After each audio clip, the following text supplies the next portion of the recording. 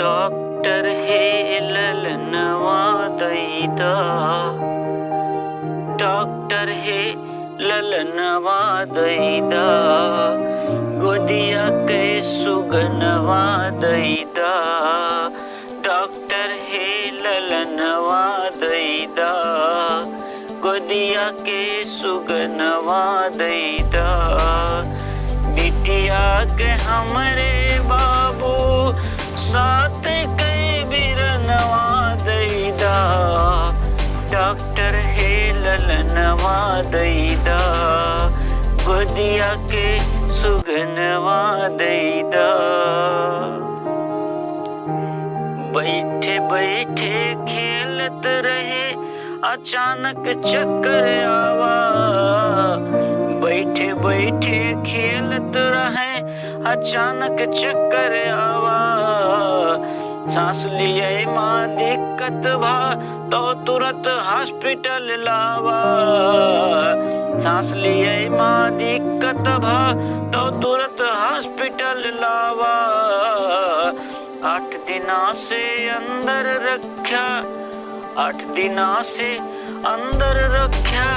अब तो कुछ संदेशवा दैदा, डॉक्टर हे ललनवा दैदा, गोदिया के सुगनवा दैदा, डॉक्टर हे ललनवा दैदा। या तो हमका अंदर जाइदा, या तो ललना दिखावा, या तो हमका अंदर जाइदा, या तो ललना दिखावा, गोल गोल बतिया कई के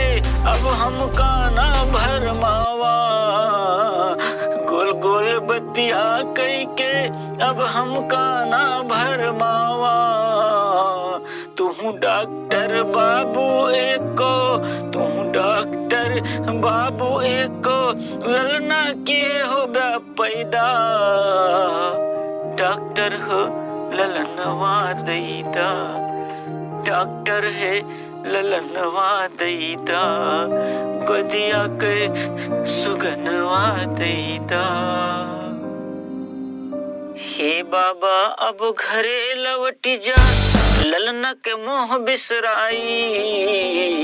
हे बाबा अब घरे लौटी जा, ललना के मोह बिसराई, 3 दिना पहले ही वो तो स्वर्ग का देश सिधाई, 3 दिना पहले ही वो तो स्वर्ग का देश सिधाई, कोरोना के कारण होकर, कोरोना के कारण होकर धीरे से मिट्टी होइगा, कोरोना के कारण निर्मल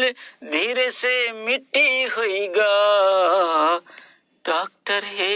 ललनवा दैदा, गोदिया के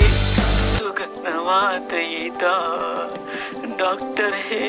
ललनवा दैदा, गोदिया के सुगनवा दैदा, बिटिया के हमरे बाबू साथ गए बिरनवा दैदा, डॉक्टर है ललनवा दैदा।